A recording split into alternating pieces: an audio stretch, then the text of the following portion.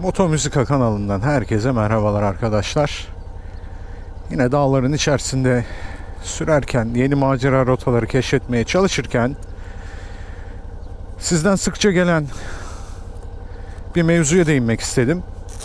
Motosiklette tarzımızı nasıl belirleyebiliriz? Tarzımızı nasıl değiştirebiliriz? İhtiyaca yönelik motosiklet alırken kriterlerimiz neler olmalı? Bu konulardan size bahsedeceğim. Şu şudur, bu budur, şöyle yapmalısınız, böyle yapmalısınız tarzında değil de yeni bir tarz değiştirmiş bir kardeşiniz, bir arkadaşınız olarak, Sport Touring'den Adventure'a geçmiş bir arkadaşınız olarak ben kendime hangi soruları sordum, nasıl bir aşama kaydettim, bu motosiklete gelene kadar emsallerini nasıl eledim, bunlardan size bahsetmek istiyorum. Bu arada abone olup yorum yapmayı unutmayın. Hadi başlayalım.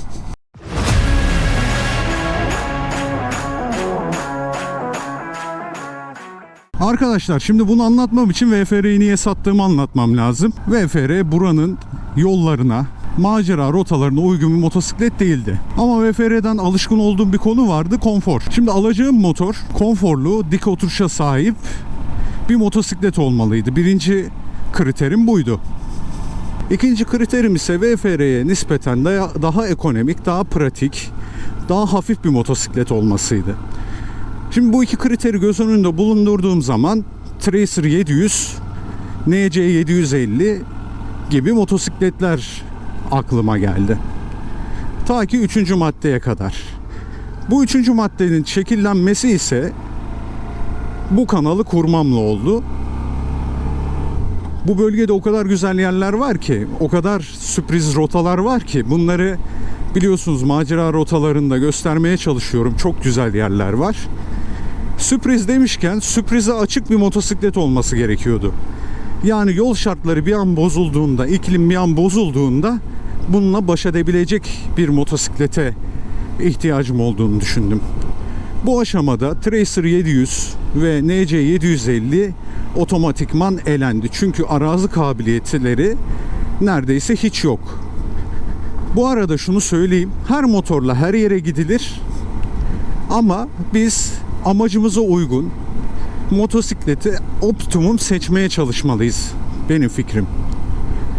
Dördüncü kriter ise benim için arazi şartlarında da kullanacağımdan, daha doğrusu arazi demeyeyim de kötü, bozuk yollarda kullanacağımdan, hem de ekonomik olmasını istediğimden belli bir cc aralığı belirledim. Çünkü bu cc aralığının üstündeki motosikletler arazide biraz başınızı belaya sokabiliyor. Bu cc aralığı da 600, 800, hadi bilemediniz 900 cc. Yani hafif bir orta sınıf adventure, daha doğrusu yol endurosu tarzında bir motosiklet seçmekti amacım. Kafamda bir şeyler netleşmeye başladıktan sonra seçeneklerimiz Tenere 660, 700, Tiger 800, Kawasaki Versys 650, BMW F650, F800 GS'ler ve Suzuki V-Strom DL 650. Az çok kafamda ne istediğimi belirlemiştim. Beşinci madde kriterim ise şuydu. Şimdi Sport Touring'den ve Süper Sport'tan içimde biraz apaçilik var. Yani tamam, bu motosiklet arazide gitsin de virajı da çok güzel yapabilsin. Ve bu aşamada bu motosikletten Tenere 660'a veda ettim. Çünkü tek silindir, çok titreşimli, viraj kabiliyeti çok fazla olmayan ama arazide muazzam giden bir motosiklet. Benim arazide çok muazzam gitmeme gerek yoktu. Sadece baş edebilecek motosiklet arıyordum. Altıncı kriterim, olmazsa olmazım, sele konforu. Çünkü tek başıma seyahatler etmiyorum. Artçılı seyahatler de ediyorum. Artçımın rahat etmesi benim için önceliğimdi. Bunun için de Bu seçeneklerden Tenere 660'ı zaten elemiştik. Tenere 700 de gitti. Şimdi diyeceksiniz ki Tenere 700 gider mi? Gider. Çünkü arkadaşlar artçı konforu hiç iyi değil. Selesi çok sert. Daha çok bir önceki versiyonu Tenere 660 gibi arazi odaklı bir motosiklet. Çok güzel bir motosiklet. Biraz daha asfalta uyarlanmış bir motosiklet ama benim için uygun bir motosiklet olmadığını düşündüm.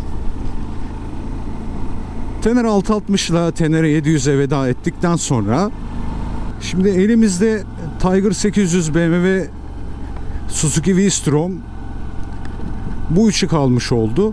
Bir de Kawasaki Versys. O da arada elendi mi? Elendi. Neden? Adında çok bir arazi kabiliyeti yok. Hani Tenere 660 için asfalt kabiliyeti çok yetersiz. Bu benim yorumum. Versys'in de arazi kabiliyeti, bir de parçasının benim bütçeme göre pahalı olması, araziye girdiğimde beni tedirgin etmesi onu da elememe sebep oldu. Geriye kaldı Tiger 800, BMW GS ve Suzuki V-Strom DL 650. 7. kriter olarak ben elektroniği çok sevmiyorum arkadaşlar. Olur olmadık yerde arıza yapabiliyor. Yapmayabiliyor da. Yani dağın başında bir elektronik arızadan dolayı kalmak istemiyorum. Çünkü genelde ilk defa gittiğim, çoğunlukla da kaybolduğum rotalarda sürdüğüm için benim önceliğim daha basit makineler olmalı. Burada Tiger 800 için sadece konuşmuyorum. Bir motosikletin elektroniği ne kadar çok olursa benim şahsi fikrim o motosiklet biraz böyle el bebek gül bebek baktırmak istiyor kendisine. Onun için Tiger 800'ü de eledim. Yani Aydın'da yaşıyorum. Burada ustası var mıdır yok mudur bilmiyorum. Belki de hiç arıza yapmayacaktır ama o tedirginlikten dolayı ve 3 silindir olması da keza beni biraz soğuttu. Ya bakım maliyetleri VFR 800X Crossover'la birebir aynı hale gelecek diye düşündüm işin açıkçası. Böylelikle Tiger 800'de elenmiş oldu. 8. kriterim yedek parçası bulunabilir ve benim bütçeme göre ekonomik olmalıydı. Düşürdüğüm zaman, arazide kaldırdığımda oluşabilecek zararlarla baş edebilmem gerekiyordu. Bu aşamada da BMW GS'e veda etmek durumunda kaldım. Aslında çok severim. Yani denge olarak bundan çok çok iyidir. Özellikle o BMW... Ya bir dakika kardeşim ya. Özellikle kapıya da bir dakika kardeşim dedik ya. Özellikle bu ilk çıkan F650 GS'ler vardır. Çift silindir, deposu selenin altında, muazzam dengeli motosikletlerdir ama benim gözüm korktu. Hani bir yerine bir şey olursa, düşürürsem, parçası malumunuz benim bütçeme göre ve çoğu insanın bütçesine göre pahalı olduğu için F650 GS'i de eledim. Kaldık Suzuki V-Strom'la baş başa. 9. madde, gerçekten Suzuki V-Strom bana uyacak mı? Elediğim motorlardan bir tercih yapmalı mıydım sorusunu netleştirmek için mantık süzgecinden geçtikten sonra gönlüme sordum. Ben motosiklete bindiğim zaman keyif alır mıyım? Bu motosiklet benim ruhumu yansıtır mı? Bu motosikletle yapacağım yollarda başıma bir aksilik gelir mi? Sağlamlığımdan ne kadar eminim? Dediğim gibi bütün mantıksal çıkarımların sonucunda gönlünüze sinmiyorsa o motosikleti zaten almayın arkadaşlar. Hangi kriterle hangi motosikleti elediyseniz oraya geri dönüp ya bu kriterden eledim ama bunu absorbe edebilir miyim? Ben yine de o motosikleti alabilir miyim? Mesela F650 veyahut da F800 GS için söylüyorum. Ya ben bunun yedek parça maliyetine katlanırım ya, Suzuki V-Strom almaktansa diyebilirsiniz.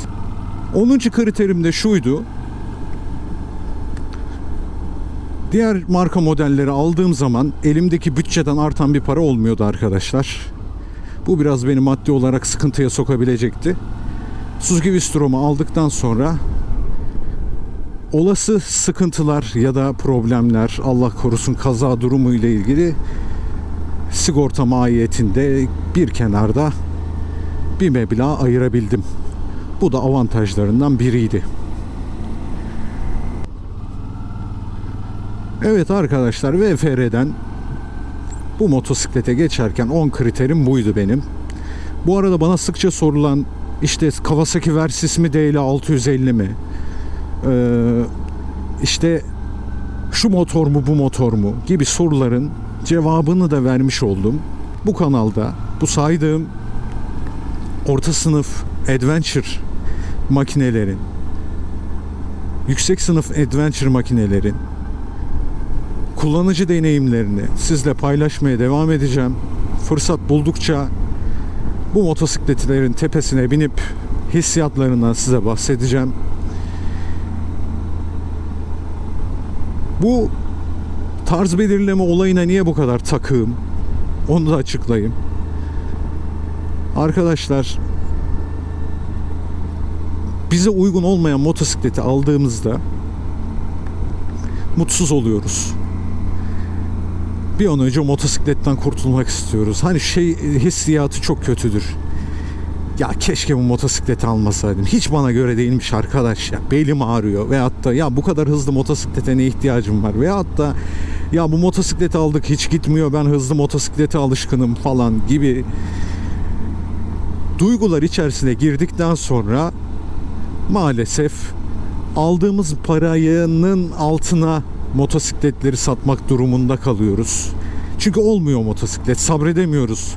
Bir an önce ondan kurtulmak istiyoruz. Yanlış yaptığımızın farkına varıyoruz. Benim amacım tarzımızı net belirleyip nokta atışı hangi motosikleti alabileceğinize dair bir yol göstermek. Amacım bu.